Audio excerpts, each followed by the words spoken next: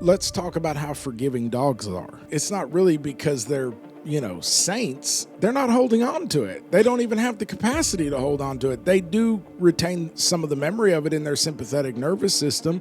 That's how you wind up with traumatized dogs.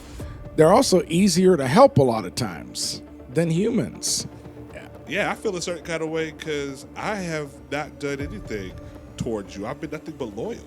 This man throwing spears at me while I play the harp for him. Right. Yeah. It also shows the depth of that father wound, what you'll put up with. Someone tried to kill you, but there's such a father wound there. It's like, I'll stick around and I'll endure this level of abuse. Right. Because there's a void there. Many of them, paganized expressions of meditation because we don't tend to be trying to empty ourselves as an end goal. If we are working on emptying ourselves in meditation, it is with the purpose of refilling the house, as Jesus said. What could be more antikemi than being able to breathe through the contractions? What if I told you you were meant for something more? And what if at first sight your birthright was inked in blood?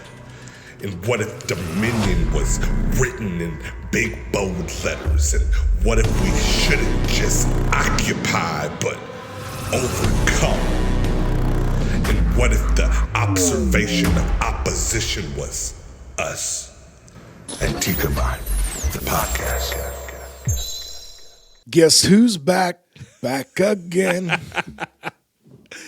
We are back. Yes. Did you miss us? Hopefully you did. You are tuned in to the Antikemi podcast. I am one half of your host. My name is Jonathan. I'm Schulz. And we just want to say thank you.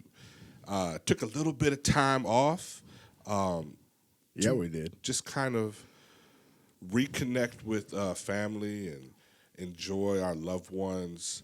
I found it really, really interesting because some things that you have said early on in some earlier episodes talking about how to prepare yourself for sitting around the table. I don't know if you did that on purpose, knowing like some of the holidays were coming up. I was thinking about it, yeah. Yeah, but some of that kind of like echoed in my mind of like, listen to what we've talked about because right. It's going to be pivotal and important as you're inside some of these high-pressured environments. And yeah. I don't know if everybody has experienced that. I can imagine everybody can kind of relate in some form or fashion with that pressure, especially during this time of conformity, of trying to keep the peace, navigate a lot of different opinions and just different things. But yeah, I mean, we were talking about earlier, you're literally gathering, for many of us, in the place where a lot of our formative experiences happen, good, bad, and ugly, with the people, the characters that populate those stories. And because life is trauma, I mean, it's many other amazing things, but it is. yeah. Because life is trauma, it's a group of people trying to get together with high expectations. Like, everybody knows if we don't have a great time, we failed. And like, you know what I mean? The pressure, and then... Hold on. Let's unpack that for a little bit. Why do we put such a premium on if we don't have a quote-unquote good time, we failed? When a lot of times, even to gather, that's a W. Yeah. Because we don't necessarily see each other as much as we could or maybe even should.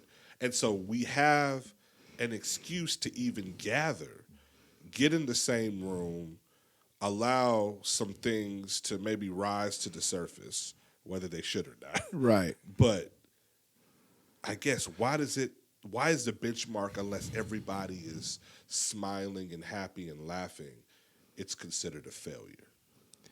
I don't know entirely how to speak to that because I only know this as of this last year, even though Brooke has been trying to tell me this for 20 years now.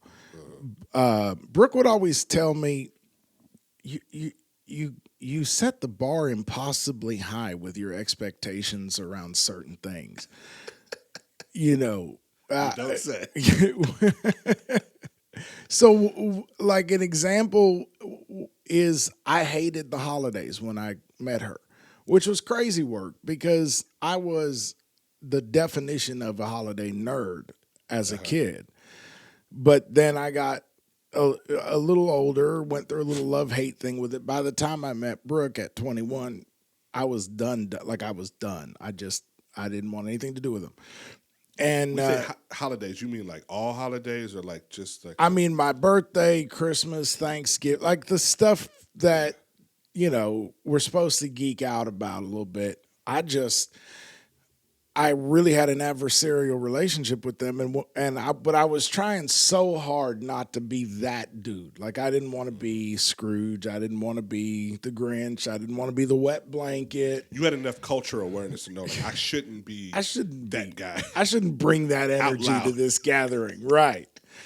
Yeah. But after observing me for a year or so, she started telling me, man, you set the bar so high that that's not how life's. Like you can't, if you go in with those expectations, you're going to leave madder at the holiday than when you came in. This adversarial relationship you have with it is just going to deepen. And I really didn't get where she was coming from. Now, in the last year, it's come to my awareness that the whole neurodivergent piece has something to do with that. Then you layer trauma on top of that, which everybody has, some more than others. So, PTSD being a piece of it in my case, but everybody's got trauma around something. So that's that. It's interesting how you mentioned the PTSD aspect. A buddy of mine, he's a veteran, and he has like struggled with like insomnia for years.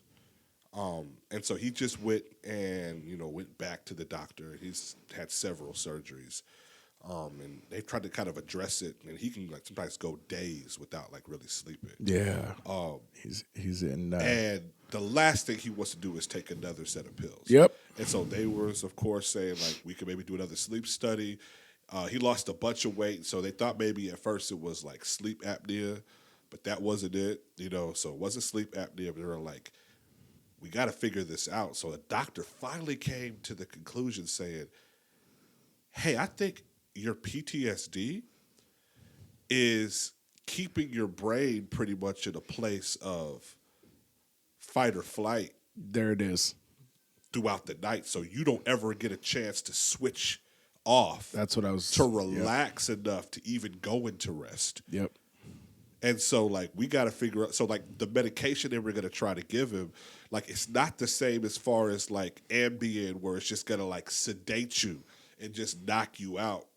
But it's actually going to start to target whatever is neurologically affected by whatever trauma you've experienced to try to block that or bring a level of like relief to that, at least for a moment, for a number of hours.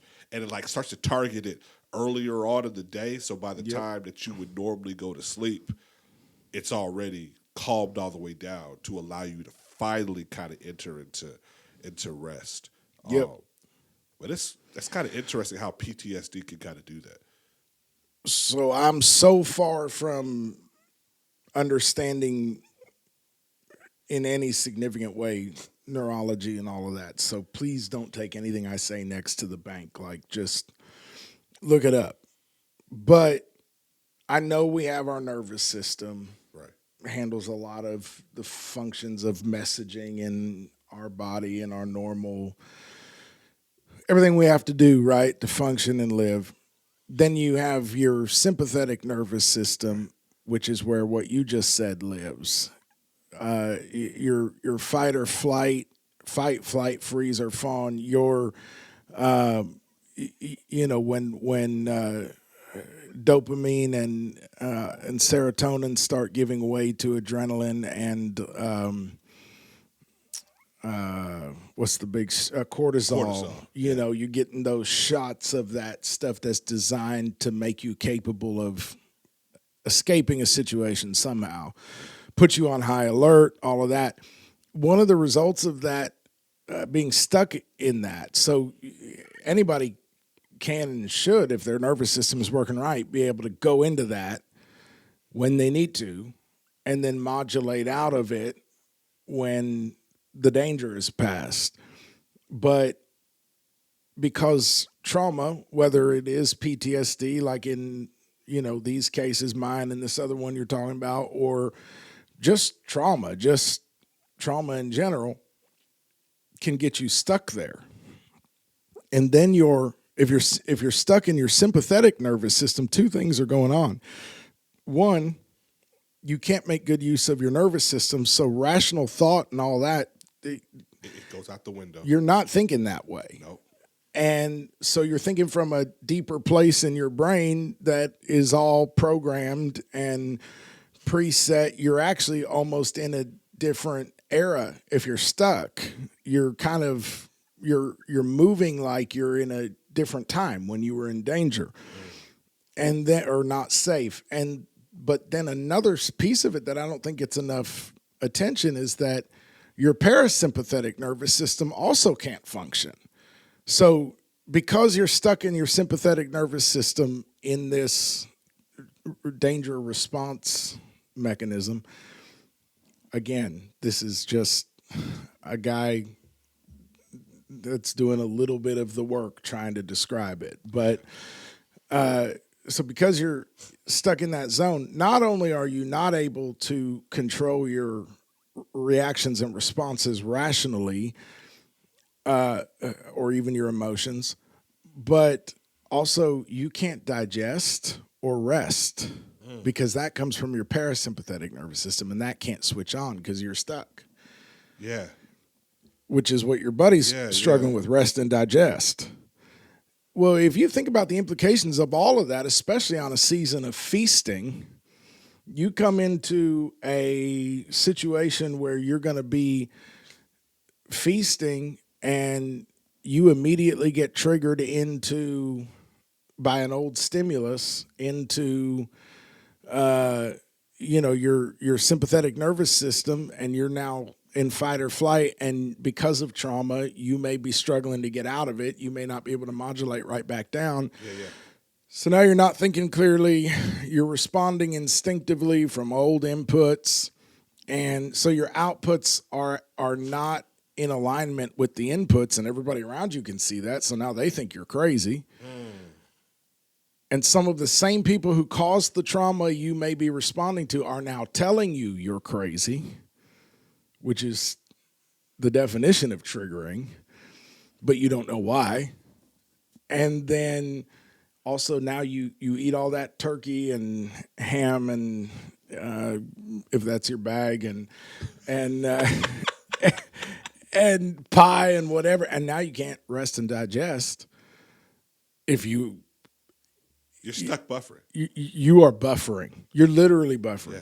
And so I don't know everything. I know there's a couple really practical things. I was listening to a therapist talking about ahead of the holidays, kind of giving some advice. And one of the things that the therapist said was try to identify what some of those triggers might be. And don't make it if Aunt Flo says that my green bean casserole stinks. Like, don't do that because she did that last year. She might not do that this year. She may do something like that, and you're not ready for it because you're like, if she ever says that again, that's going to trigger me. But try to be aware that when I get criticism from certain people from my past, I don't tend to respond well to it. So I need to be aware of that. So they were saying, try to take stock of those things. And when those situations happen, because you have preconditioned yourself to be aware of what's probably going to be happening to you, you have a fighting chance of getting ahead of it in that moment. And then the other thing was kind of have a plan of action. And part of that can be as simple as taking those famous 4 breaths. Yeah, the box breathing. In through the nose, hold it for 2 seconds, breathe out through the mouth for 4 seconds, and do it again. And 4 times. And you'd be amazed. Like I am amazed. Like you have a fighting chance on the other side of that of getting back in your nervous system. There is so much I want to comment on what you just shared because that's so good, and I love that we've taken this turn. We didn't even know see we it was going to coming. go like this. So hold on, let me back up just before I forget, because what you're also talking about, I remember you had preached 2-3 years ago about this and about the difference between humans and animals whenever they're experiencing a trauma. Yeah. And the biggest difference is that in animal, and I read it in a book, Why Zebras Don't Get Ulcers. Right. Was the name of the book. You ever heard of that? No, but that's a good title. And so it's talking about how when animals, like let's say a deer, and it has experienced some like frightening, like they were grazing whatever and they get spooked by a hunter or whatnot. So like they go into that flight mode, and so like they run away. And so they take off down the trail of the forest. Or the buck may charge you. Right. But Fight or flight. whenever they get away or they're out of danger, they're able to immediately return back to that resting state. Yes. And their brain is not remembering what just took place. They're able to go right back to grazing. You watch them do a little heavy breathing, and then they come back down. Come right back down. Yeah.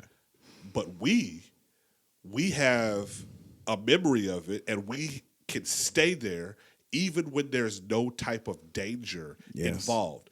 And even the more problem, you can kind of correct me or kind of go deeper on this, we can recall that at any time and almost live in a perpetual state of that. Yes. And there's no danger involved, but our brain has taken us there and our body doesn't know the difference. Yep. And so now you feel all of the results of you being in this perpetual fight, flight, freeze, or fawn, and you can never come back down to where you need to be at. So I wanted to share that. It's but then powerful. The second thing was really interesting. And man, we got to maybe unpack this a little later. I forgot her name. Rebecca. She's like the really popular natural herbist. I'll remember her name later. Yeah. But she was on a podcast and she was saying that it's a reason why the Most High breathed the breath of life in the nostrils of Adam. That's good. And not his mouth. Wow. She says because the nostrils are for breathing. The mouth was never made for now we can breathe through the mouth. Yes. But that's not what it's made for. Right. And how specifically when you breathe through your nose, that activates that nervous system that you were talking about to actually regulate. But when we breathe through the mouth, that's a problem, and it can actually activate that fight or flight type of response. That's why with that box breathing, it says in through your nose and out through your mouth. Like it's a reason why that is the pathway that you're supposed to take for that. But I was just really interested that like even the Lord was like, I'm breathing the breath of life through the nostrils. I mean, that's so good. And just, I want to clarify because we may be, the way we're talking about this is amateurish, and that's just, we're limited in the scope of our vocabulary around it because we're new to all of this, and we're given a layman's perspective. But the fact of the matter is that what we are discussing is not, it's certainly not pseudoscience, but it's not even soft science. You're just talking straight. That is just proven scientific knowledge at this point. That breath coming in through your nostrils is talking to your neural, whatever it is in there that does the thingy. And so my therapist said to me a couple weeks ago that she wanted me to read, and I have barely started it. Read this book. I was looking for the name of the author, but I just can't multitask right now. But it's called Breath as Prayer. Wow. And just from the little I've seen, I already know this is a good book. Breath as Prayer. I mean, to be clear, y'all, I'm just talking off the cuff here. I can't give it a full ringing and endorsement because I haven't gotten that far in. But a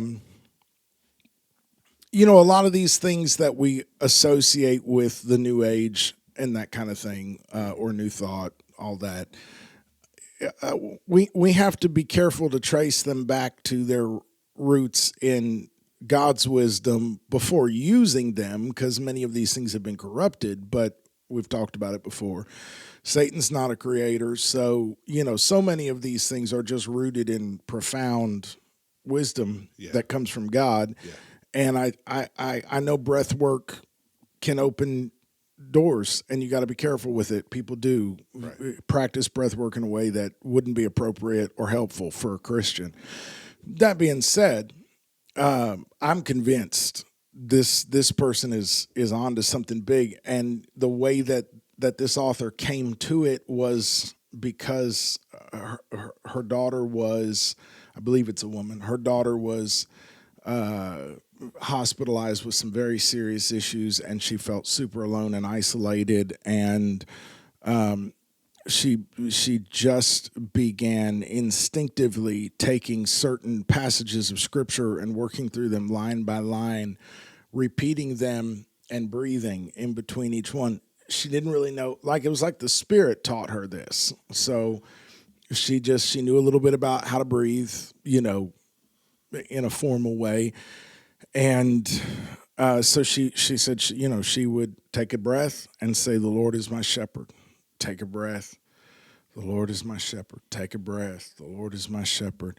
Until she felt herself coming into alignment, agreement with that statement. I shall not want. And start the whole thing over again. And so that's what the book is about, and about how much this revolutionized her life. The broader point that makes me want to make is what you said when you said replaying these things, because what I was preaching about, I think when I brought that up, was torment, the concept of torment, yes, sir. which animals don't really experience. Some animals that are more self-aware, like if you've ever watched a horse or a dog die, you know that is different than watching a deer die. There's some level of self-awareness there that there's more emotional pain. You can tell. At least from the outside looking in, that's how it looks. But, for the most part, animals don't really experience that torment thing. They don't lie there replaying over and over again, these scenes. And how do you know? Well, let's talk about how forgiving dogs are. There you go. But what we don't realize is it's not really because they're, saints. They're not holding on to it. They don't even have the capacity to hold on to it. They do retain some of the memory of it in their sympathetic nervous system. That's how you wind up with traumatized dogs. They're also easier to help a lot of times than humans to reset that wiring. Right. But the point of it is, when we're in that space of replaying these conversations 1,000 times, and what I could have said, what I would have said, what I should have said, what I'm going to say next time, however that plays out for us. And that's why neurodivergence does play a role, because we tend to cognate differently about some of those things, and certainly getting fixated on something is a besetting issue for a lot of us that are neurodivergent. Not that it's not a human issue, but it can be more so. But the point is, I want to say, because I feel like the Lord took us on this path. I want to say, for your awareness, if you're listening right now, watching, whatever, what you're doing when you are replaying those hurtful episodes from your life 1,000 times, or scary or whatever, you're meditating. That's exactly right. And I don't think a lot of people realize that. You're meditating. And meditation's very powerful. Yep.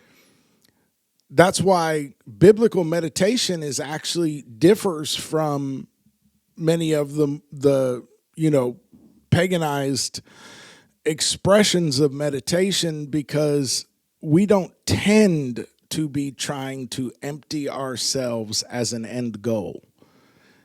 If we are working on emptying ourselves in meditation, it is with the purpose of refilling the house, as Jesus said. That's right. So, whereas the pagan approach often has this emphasis on emptying yourself fully, which makes sense because it would be the way the enemy would pervert that knowledge, would be to give you the tool to help you overcome the trauma you're dealing with now, but set you up for that devil to return with 7 of its friends. Right? So when we're trying to empty ourselves, it's because then we're going to intentionally go back to the well and refill. Fill me, Lord. So that's why the Bible's always saying, day by day I will meditate on your precepts. At night I will meditate on your word. I will think on your word. So what you meditate on is wiring you.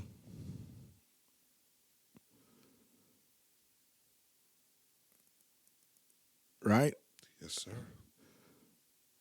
So I don't know I really don't know the answer to the question you asked in the beginning, other than to say awareness helps. Coming in aware helps.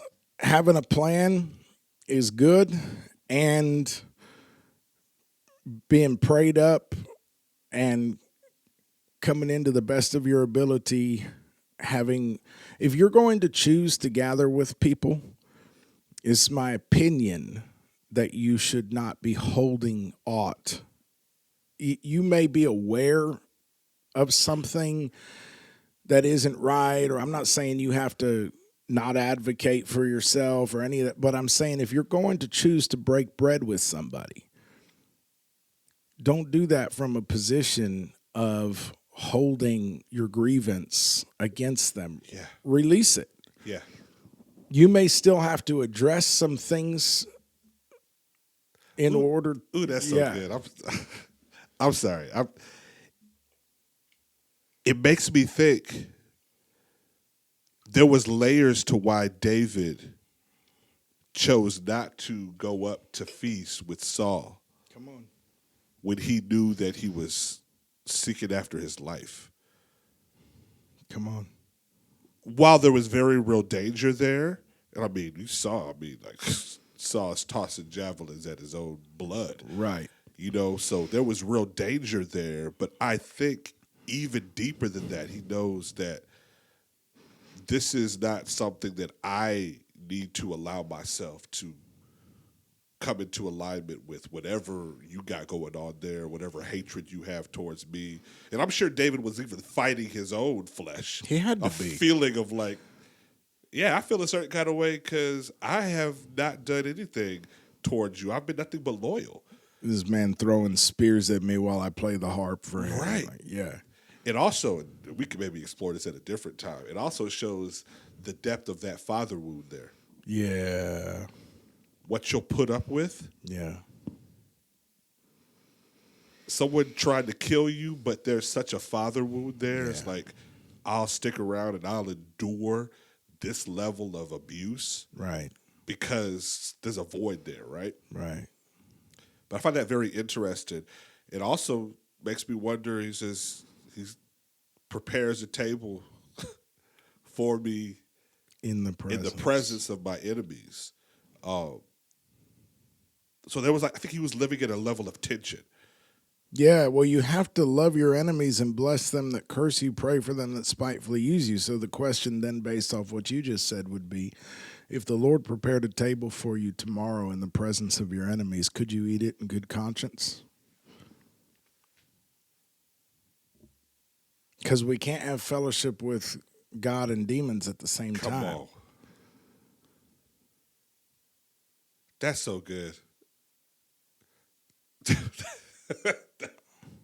We don't think about that. No, I don't. Not enough. If the Lord was going to prepare a table before you in the presence of your enemies, could you even show up to the table to eat? Yeah. Because that's so much easier said than done. Yeah. Like, what's the old saying? Like, you've truly, like, moved on or forgiven somebody or got over a situation. Like, if you could, like, you see them in a store and you're not immediately turning around and walking the other direction. Yes. Like, you can kind of take inventory of yourself to figure out how I'm being affected or reacting to that. Yep. I also think that's why David was adamant about inviting Mephibosheth to sit at his table. Yeah. So it's like, I know you think that I'm your enemy. Yeah. But I made a promise to your daddy. Yeah. That I would definitely not harm his family. Is there no one left of your father's house of Saul's house that I may show kindness? Yeah. And so he definitely made sure, hey, Mephibosheth, you have a seat at the king's table. Yeah.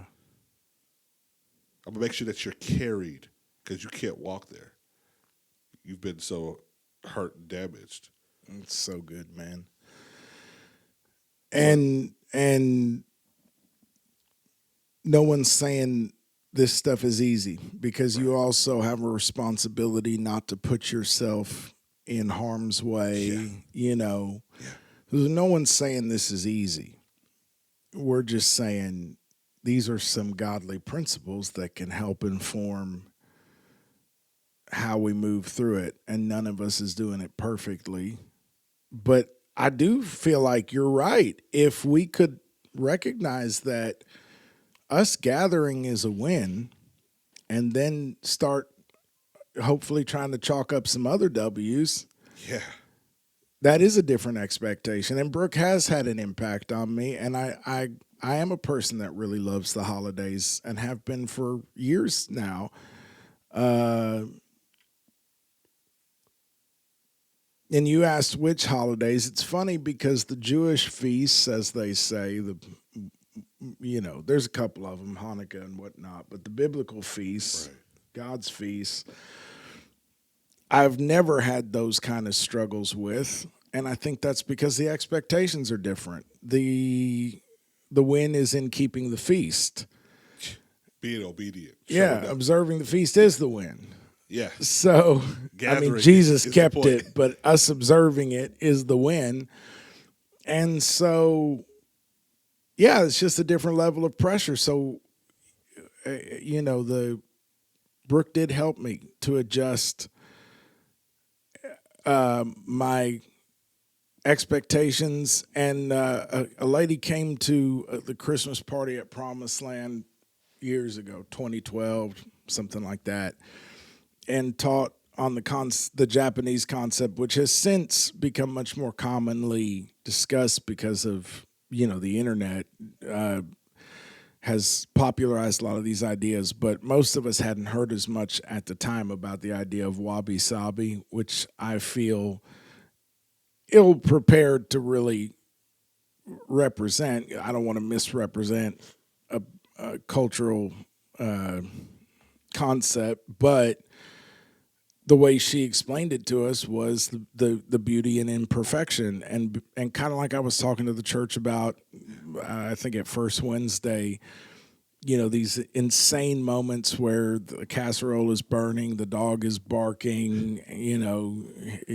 your aunt and uncle pick that moment to start knocking on the door, ringing the doorbell at the same time. The kids are fighting, and you're losing your mind, and it can be helpful to stop for a second humor's a powerful tool. Yep. And recognize that in 10 years, when I don't remember anything else about this holiday, this is going to be the part that I'm going to treasure because it's going to be funny by then. It's going to be a funny memory, yeah. How ridiculous it was. And finding the funny, as one comic says, can be important. And just recognizing that it's a funny thing about the way God has wired us, but it's usually those wonky moments that we look back on. There's something. Remember that year? There's something kind of cathartic, even with dark humor, of like being able to find the funny in the midst of like horrific things. Like, man, I'm reading Man's Search for Meaning. Yo. Viktor Frankl. Yes, sir. And I've sat on my shelf for years. And I always got meant to get around to reading it. So now I just sat down. I was like, I'm reading it. I'm reading this book before the year ends, no matter what. It's good. And so almost halfway through it, and I mean, my God, as he's detailing. If you don't know what that book is, like, look it up. Such a good book. It's a man's experience and surviving Auschwitz. Yeah. And you don't know what Auschwitz is. Go do your research. Right. Like the chief death camp, concentration camp for the Holocaust. But he was saying that in the midst of like some of the most horrific things that they were kind of put through, them finding humor in situations and how they would like laugh and joke. Like if they like thinking about, okay, once we're out of here and we're having a dinner party again, I'm gonna like naturally ask like the waiter to dip the ladle to the bottom of the bowl and serve it my soup because that's where I can get the peas. That was like kind of funny to me, but kind of even circling back to what we talked about as far as like, you know, our sleep being impacted. One of the things that he said like that rocked me was like, you know, there's like 9 men sharing like 2 blankets in the dead of winter and, you know, freezing cold temperatures, right? And so like they're huddled up like almost chest to back, you know, trying to find a level of like warmth or whatever.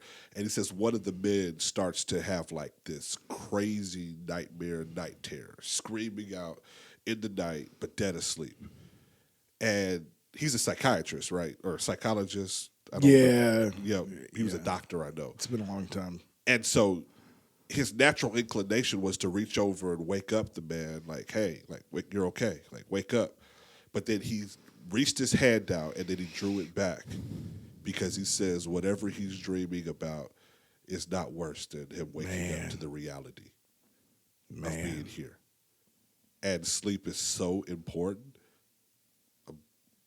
I would rather him be tormented in sleep than awake in this place. Yeah. Like that rocked me. Yeah. Just to even think about something like that. So yeah, I think you're right. Thinking about being intentional about the places that you put yourself in makes a difference. And we were even talking about, you know, earlier today about like being very conscious and not kind of being like making unconscious decisions. And so I think you saying like taking inventory of yourself on when I experience criticism from this particular person or anybody in my past, this causes a triggered response for me. And so I need to be aware of any type of activity that's going to hit that trigger for me and not just unconsciously go into that fight, flight, fawn, or freeze. For, you know, for what it's worth, so part of my journey this last several months has been learning about complex PTSD. What even is that? It's it's a little complicated because it's not currently listed that way in the manual, and The DSM, yeah. but they know what it is. And in Europe and most other places, they're using it as a diagnosis, and so you have to educate yourself, right? Right. And I have help doing that. But so the point is, a big piece for me to what you're saying has been because, unbeknownst to me, for 35 years or better, most of my life, I was not aware of this, but most of my life, I've been stuck in my sympathetic nervous system, so much so that it's very hard for me to function out of my nervous system. Everything is out of my sympathetic nervous system. I have a lot of hormones doing the work of other hormones because they can do that in a pinch. They don't do it as well. They're not meant to do it. But for instance, I have adrenaline and cortisol doing what dopamine and serotonin are supposed to do. You know, so if that's the case, then like if I try to get enough sleep, the cortisol and adrenaline crash is so intense that it's very hard for me to get enough dopamine and serotonin going to make up for the loss of the cortisol and the adrenaline. And a lot of people are dealing with this, whether they know it or not. And so it's quite a process trying to transition yourself into functioning the way you're supposed to function, and with God's help, obviously, and in most cases, maybe some level of professional care. And so bottom line for me has been learning that it's not, in my case, and this is true of many people, in my case, it's not just that so-and-so can say something to me and I'll be triggered. I'm already triggered. I'm coming in triggered to almost everything I do. We've joked many times on this podcast that I don't sleep. That's not because I don't sleep. I always thought that was just who I was as a person. Right. It's not. It's because it's very hard to sleep with adrenaline and cortisol pumping through your body. Yeah. So, you think? so because of that, I come in triggered. By definition, most of the time, I'm triggered. You're already there. And I didn't know that. But there's a lot of people dealing with this. And so when people say things to me, it may not even be like the character you're talking about that could criticize somebody and put them in fight or flight because it's triggering. But that character, or for that matter, my poor wife, may say something to me and I read it as criticism because I'm already triggered. And we've talked about versions of this on other episodes. But if that is the case, if you are a work in process and you are finding healing or needing to find healing from something like that, and you're kind of becoming aware of it, then maybe go in asking the Holy Spirit to keep you from presumptuous sins, to keep you from, don't let me act out of this trauma that I know is going to be present. Guard me. Yeah. Because I may need to be more than a conqueror in order to be an overcomer in this situation. I may need to walk through this situation, for lack of a better word, in a supernatural way because I'm still not healed, but I do feel to go into this situation. And so, Lord, keep me, because they could say pass the salt and I could blow up. because I'm coming in triggered. So help me, Lord. So I think all those things, play in to one degree or another to the experience we have in these situations. Don't underestimate the power of the Holy Ghost living in you. If you're a spirit-filled person, my goodness, you have such an edge. At least you should. You really should. Yeah. And don't underestimate the power of praying and meditating on the right things. Coming in aware, doing your best to be in the spirit in a very literal way, because that's a realm.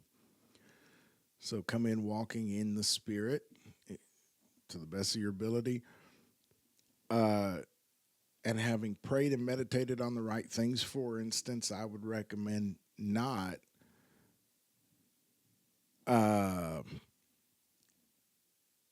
entertaining, fantasies of telling Uncle so-and-so off, because you probably will. And it's not going to be as cool in real life. You know what I mean? All that stuff. But all of this is kind of raising, I believe all of those are powerful tools, and so far everything we've talked about with to do with like the whole season of the year that we're in, and what it's like being with the people we came up with, and all of that stuff for those of us that gather with family at this time. And all of that just kind of pertains, I think, broadly to the human experience, right? I just remembered the lady I was talking about with that interview. But I think Who that was? Yeah, it was. They call her naturopath, Barbara O'Neill. Okay. Oh, I know exactly. Yeah, who you that should know is. her, right? Yes. And she said, ever wonder why God breathed life into Adam's nose, not his mouth? The connection. The nose is for breathing, full stop. Mouth is for eating, drinking, speaking, singing, etc. But breathing, that is the nose's job. She explains that the nose plus belly breathing flips you into parasympathetic, calm and heal mode, while shallow mouth and chest breathing keeps you stuck in sympathetic, stress and fight or flight mode. She ties it, of course, to Genesis 2:7. Says healing in the body dramatically speeds up before midnight. Everything is connected: breath, the nervous system, sleep, immune system, brain function. That's mind blowing to me. Understanding how, from the very beginning, opening pages of our Bible, the Lord is kind of reminding us to just even throw in. Let everything that has breath And where the breath enters through the nostrils and out through the mouth, and like how we are able to even regulate our nervous system properly. And if the things that we're encountering, like you're out of breath, usually when you're in a place of like running for your life or like experiencing a level of like panic or terror, like you find yourself like breathing differently. Yeah. I think a lot of people right now are just trying to catch their breath. Truly. Really trying to catch their breath. And it's my prayer, like, with us living at Antikemi, this is another tool for your toolkit to help you breathe, to teach you how to regulate or even become just aware, of the certain aspects of your body that are going to affect your mind and going to affect how you interact with the world around you, and why we've talked about it in previous episodes. Like, the church is not a hospital. We're not trying to keep you forever on oxygen in the bed. Nah, man, we're trying to get you suited and booted for warfare out there and allow you to be at your best, to be able to do what God has called us to do in this last day. Because time is ticking and time is short. Does that make sense? We sing it all the time. This is the air I breathe. Yeah. Yeah. And then we obviously instinctively we know on some level that, you know, what do we say when we're in the middle of a conflict and we know we've got to get out of that situation? And what do we say? I need to go get some air. Yeah. And so what could be more Antikemi than being able to breathe through the contractions, you know, when we need to bring something new into a situation. And when God breathed into Adam's nostrils, he became a living soul. But most people are not, even a lot of people who've been born again, because we lost that life, that connection to that, the source of that life. Yeah.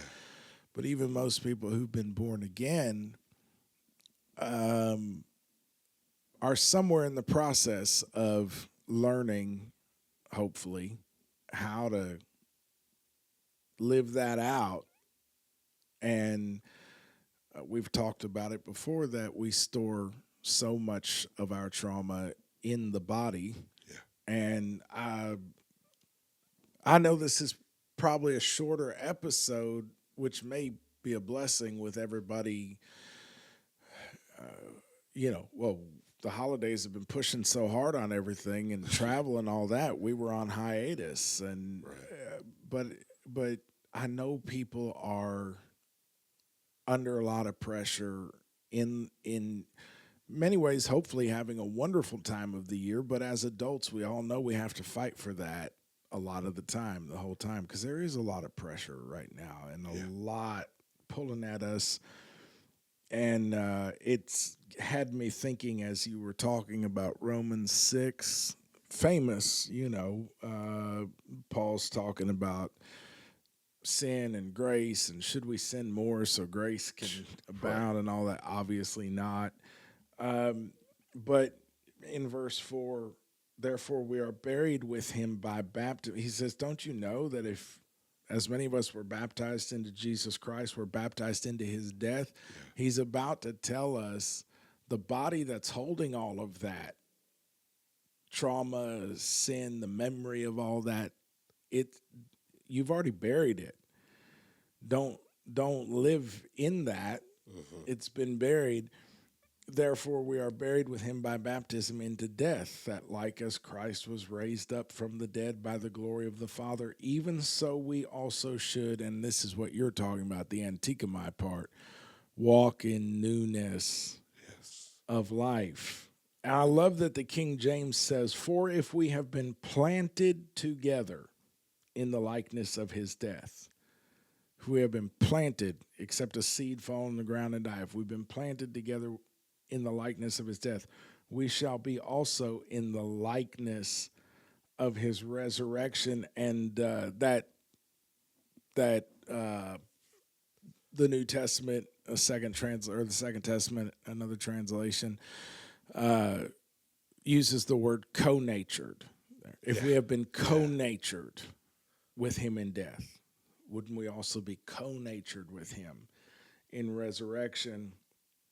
And just finishes that thought by saying, knowing this, that our old man is crucified with him, that the body of sin might be destroyed, that henceforth we should not serve sin.